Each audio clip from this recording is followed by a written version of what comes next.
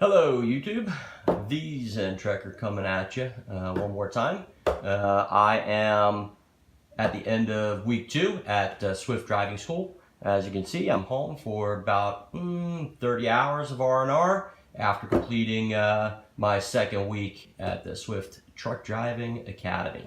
So anyway, I'm going to just go over my experience in week 2. If I have time, I'll provide some tips and some pointers for anyone out there who is thinking of going to truck driving school or Swift truck driving school.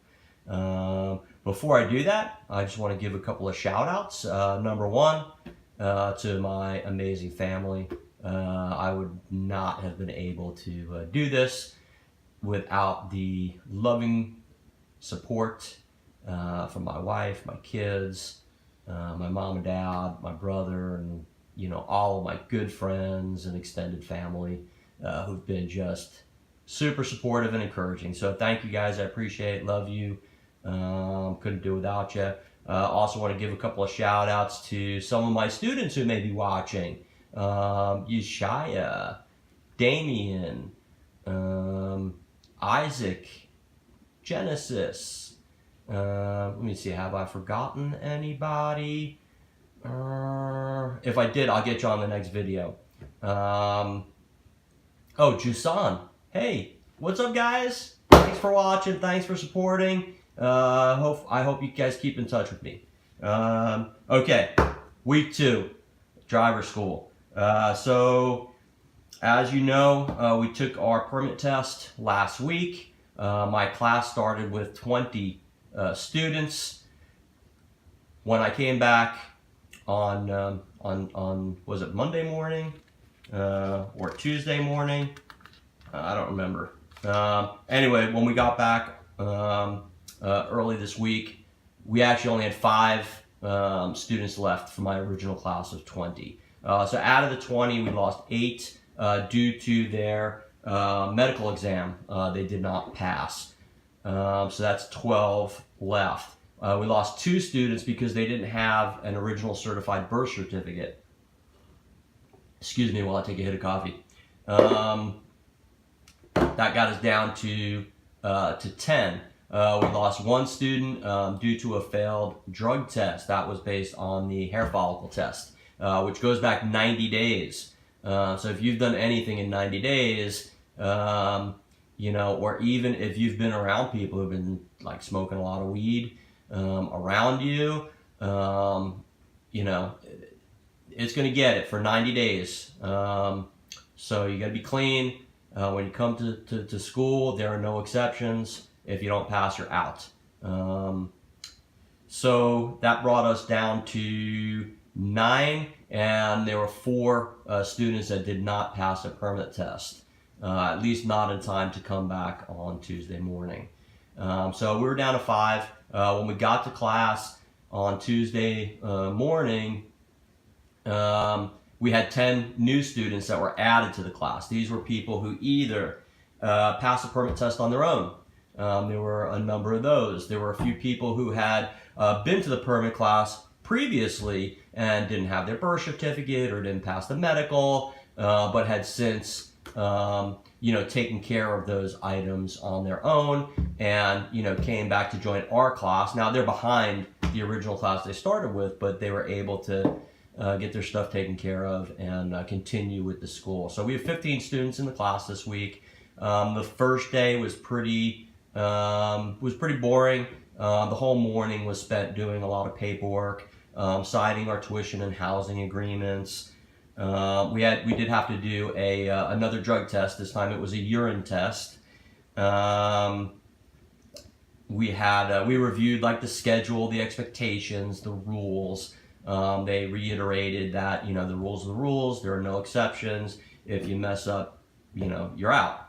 So they really don't mess around here. They're pretty serious about the program. They're pretty serious about their rules. If you're late, if you're absent, if you fail a test, you're out. So you really got to buckle down and do your studying. Stay serious. So the second half of day 1, we started to go over the Airbrake system test. and some of the pre-trip outside inspection tests. And we reviewed that with our instructor. Our instructor is a really cool guy. There to help. He made it very clear that he's there to help us pass all our tests and get our license. At the same time, there are very strict rules, and there would be no exceptions if you didn't follow the rules. So the rest of the week was basically practicing our outside pre-chip inspection and practicing our Airbrake system tests. So, there were three things that they did to prepare us for it. One is they gave us a pretty comprehensive pamphlet that had all the steps for both the pre-trip outdoor inspection and the Airbrake system test and in-cab inspection. The pamphlet was very detailed. It gave us, several pages were just lists of items that you needed to know and that you need to mention in the tests. And then there were diagrams that identified all the different parts, particularly for the outside pre-trip inspection.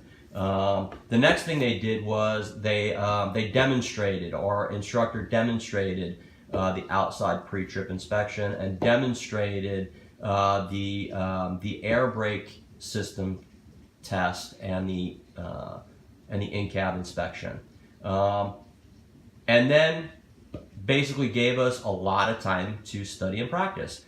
So we were out, aside from the morning of that first day, the rest of the week from Tuesday afternoon until Saturday, we were out in the truck yard all day.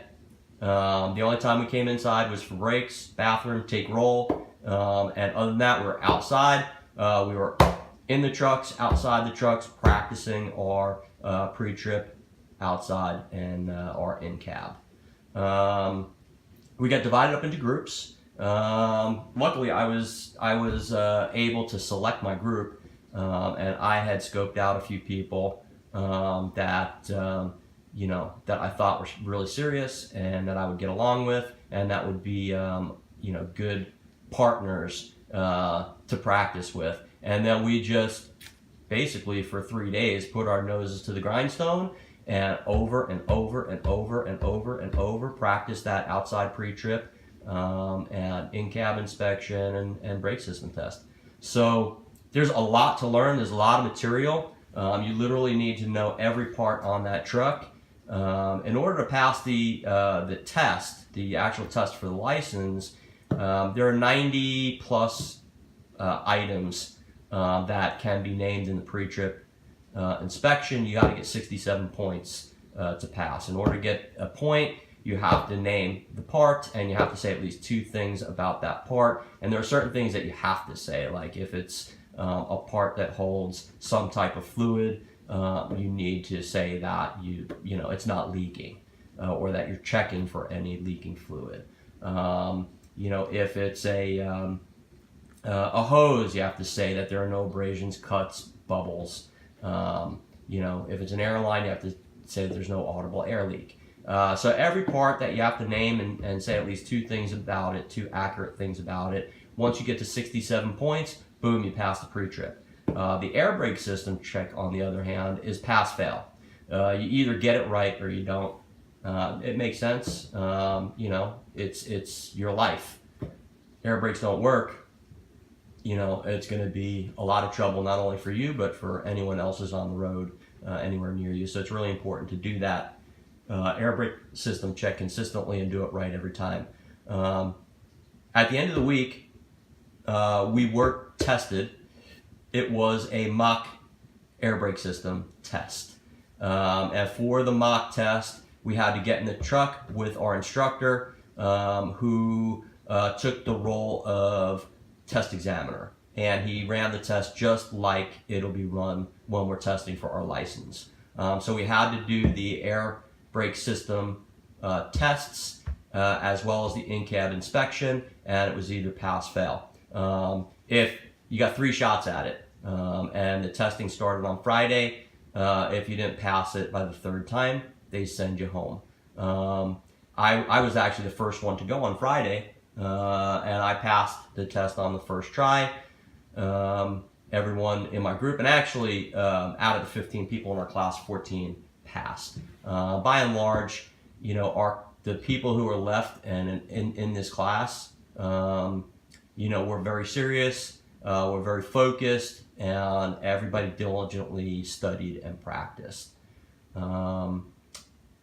Oh, I didn't mention, there are also videos. They did point us to a couple of videos on YouTube that demonstrated the pre-trip inspection and the air brake system check. So we did also use those videos. So it was a really good experience. We all definitely worked hard. I worked hard, put my mind to it. But, it's a lot of information to learn. So it does take a lot of practice and studying. But they give you plenty of time. So, if you're focused and you're serious, it's not that hard to do, and the results say everything you need to know. 14 out of 15 of us passed. The one guy who didn't pass was a guy who just wasn't focused. He, wasn't really practicing during the week. He wasn't really studying was spending a lot of time, kind of on his phone and avoiding being like proactive in terms of our practice and studying. And he just chose not to take the test, and then didn't show up on Saturday morning. So anyway, good experience. Had a great week. Came home for 30 hours. I'm going to watch the Super Bowl today, and then head on back. Next week is driving skills and driving on the road. So I'm looking forward to that. I've heard a lot of stories. My roommate is actually finishing up that week. And he had some challenges, as everybody does, with the double clutching and the downshifting. So that's going to be the big challenge for next week, is getting down, first getting the double clutching down, and then mastering, the downshifting. It's not like driving a car. So I'll tell you more about that next week, and hope you enjoyed the video. Do make sure that you like this video and subscribe to my YouTube channel. It really helps me out a lot. And yeah, thanks for watching. I'll see you next week. Peace.